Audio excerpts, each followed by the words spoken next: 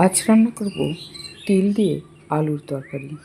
প্রথমে আলু 3টে নিয়ে চৌকো চৌকো করে কেটে নেব, যেইভাবে আলু পোস্তে আলু কাটে।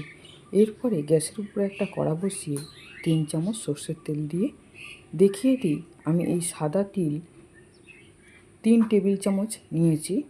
এর সঙ্গে 3টে কাঁচা লঙ্কা দিয়ে বেটে নেব। এদিকে তেল গরম হয়ে গেছে, 1/2 চামচ 5 ফোড়ন দিয়ে আলুটা দিয়ে দেব। দিয়ে ভালো করে নেড়েচেড়ে মোটামুটি ভেজে নেব।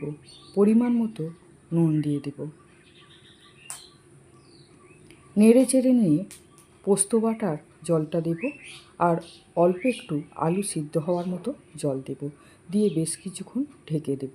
ঢাকনা খুলে তিল বাটাটা দিয়ে দেব। দিয়ে নেড়েচেড়ে আলুর জলটা শুকনো করে নেব।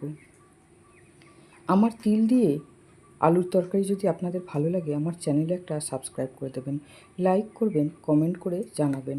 আমার তাহলে বেশ ভালো লাগবে। এখন মার্কেটে পোস্তর দাম অনেক। এইভাবে যদি তিলের তরকারি করেন কেউ বুঝতেই পারবে না তিল না